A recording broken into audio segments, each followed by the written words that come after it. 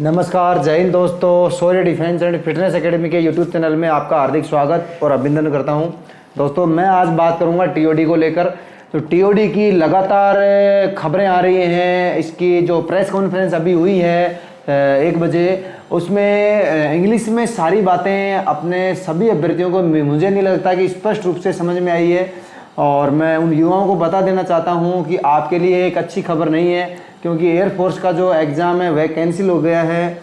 और आर्मी का जो एग्ज़ाम है उसके लिए मीडिया कर्मियों ने यह सवाल ही नहीं उठाया कि आर्मी के एग्ज़ाम की क्या स्थिति रहेगी। जिन युवाओं का मेडिकल हो गया, आर्मी की रनिंग हो गई, मेडिकल फिट हो गए, उन युवाओं का जो एग्ज़ाम पेंडिंग में है वो है सवाल तो मीडिया वालों ने उठाया ही नहीं।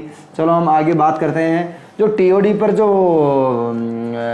फैसला आया है या ऑफिशियल जो अधिकारियों ने अपना बयान दिया है, उसको हम हिंदी में एक्सप्लेन करने की कोशिश करूंगा मैं, और आपको समझाने की कोशिश करूंगा कि टीओडी के जो मायने हैं वो कहाँ तक सही है, कहाँ तक गलत है, उसके ऊपर अपन बाद में चर्चा करेंगे।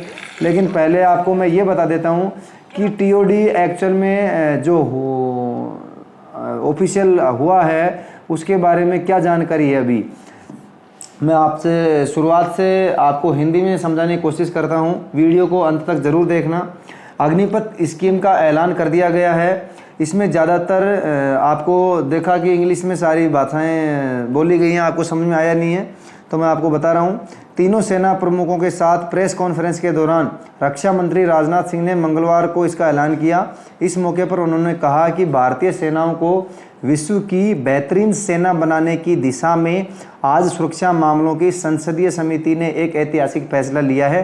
राजनाथ सिंह ने कहा है कि हम अग्निपथ नामक एक अभूतपूर्व बदलाव की योजना ला रहे हैं जो हमारे आर्मर्ड फोर्सेस में ट्रांसफॉर्मेटिव चेंज लाकर उन्हें पूरी आधुनिक और हथियारों से सुसज्जित बनाएगी। देश के युवाओं के लिए 4 साल की भर्ती की योजना, इन युवाओं को अग्निवीर कहा जाएगा। युवाओं को अग्निवीर से सेवा का मौका। उन्होंने कहा कि अग्निपथ योजनाओं में भारतीय युवाओं को बतौर अग्निवीर आर्मर्ड फोर्सेस में सेवा का अवसर प्रदान किया जाएगा। यह योजना देश की सुरक्षा को मजबूत करने एवं हमारे युवाओं को सैन्य सेवा का अवसर देने में लाई गई है। रक्षा मंत्री ने कहा कि आप इस बात से जरूर सहमत होंगे कि संपूर्ण राष्ट्र खास तौर पर हमारे युवा आर्मर्ड फोर्सेज की सम्मान की दृष्टि से देखते हैं। अपने जीवन काल में कभी न कभी प्रत्येक बच्चा सेवा की वर्दी धारण करने की तमन्ना रखता है। 4 साल की सेवा के दौरान अच्छा वेतन सुविधाएं दी जाएंगी। तीनों सेनाओं को प्रमुखों ने 2 हफ्ते पहले प्रधानमंत्री मोदी को सैनिकों की भर्ती के लिए अग्निपथ योजना के बारे में जानकारी दी थी। उन्होंने कहा था कि कम उम्र से यह फायदा भी होगा कि नई नई टेक्नोलॉजी के लिए आसानी से प्रशिक्षित किया जा सकेगा। उनकी हेल्थ फिटनेस लेवल भी बेहतर होगा। अग्निपथ योजना के अंतर्गत यह प्रयास किया जा रहा है कि कि इंडियन आर्मर्ड फोर्सेज का प्रोफाइल उतना ही जवान होगा जितना कि देश में जवान लोगों का प्रोफाइल है। रोजगार में बढ़ेंगे अवसर, ये राजनाथ सिंह ने कहा है। राजनाथ सिंह ने कहा कि अग्निपथ योजना से रोजगार में अवसर बढ़ेंगे। अग्निवीर सेवा के दौरान अर्जित स्किल्स और अनुभवों से उन्हें विभिन्न क्षेत्रों में रोजगार मिलेंगे। इससे इकोनॉमी को भी हायर स्किल्ड वर्कफोर्स की उपलब्धता होगी।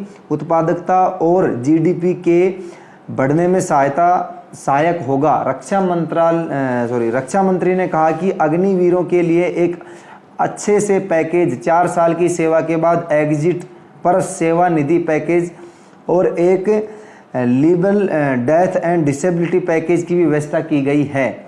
अग्निपथ रिक्रूटमेंट योजना की कुछ खास बातें जो आपको बता देते हैं, जो पहली बार इस टीओडी के बारे में जानकारी ले पा रहे हैं। सेना में भर्ती मात्र 4 साल के लिए होगी।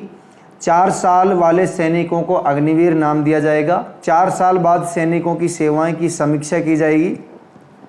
समीक्षा के बाद कुछ सैनिकों को आगे बढ़ाई जा सकती है, बाकी को रिटायरमेंट कर दिया जाएगा। यानी कि कुछ सैनिकों को छांट के सेलेक्ट करके 25% को परमानेंट कर लिया जाएगा। 4 साल की नौकरी में 6-9 महीने की ट्रेनिंग भी शामिल होगी। रिटायरमेंट के बाद पेंशन नहीं मिलेगी, बल्कि एक मुश्त राशि मिलेगी 10 से 12 लाख रुपए जो भी है। रिटायरमेंट के बाद पेंशन बिल्कुल नहीं होगी। खास बात ये होगी कि अब सेना की रेजिमेंट्स में जाति धर्म क्षेत्र के हिसाब से भर्ती नहीं होगी, बल्कि देशवासी के तौर पर होगी। यानी कोई भी जाति धर्म क्षेत्र को या किसी भी रेजिमेंट के लिए आवेदन कर सकेगा। दरअसल सेना में इन्फेंट्री रेजिमेंट अंग्रेजों के समय बनी हुई है, जैसे सिख, जाट, राजपूत, गोरखा, डोगरा, कुमाऊं, गढ़वाल, बिहार, नागा, राजपूताना राइफल्स, राजरीफ, Jammu Kashmir light infantry, Jammu Kashmir rifles इत्यादि। ये सभी रेजिमेंट जाति वर्ग धर्म क्षेत्र के आधार पर तैयार की जाती हैं।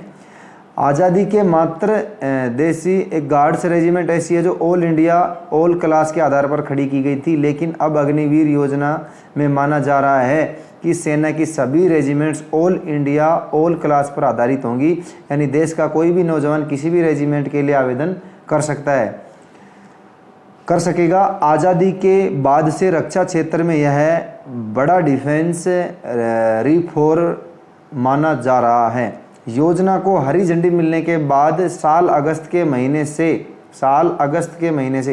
अगस्त के महीने से रिक्रूटमेंट रैलियां शुरू हो जाएंगी। सेना की जैसे थल सेना, नौसेना और वायुसेना की भर्तियां शुरू हो जाएंगी। तो सिर्फ एक न्यूज़ पॉजिटिव है, जो ये है कि भाई रैलियां भर्तियां तो ज़रूर शुरू हो जाएंगी, लेकिन ना तो युवाओं को एज रिलैक्सेशन का इन्होंने कुछ दिया, ना एग्ज़ाम के बारे में कुछ बताया, ना इनका युवाओं का जो एयरफोर्स का जो एनरोलमेंट था वो जारी किया, उनका भी इन्होंने रद्द कर दिया।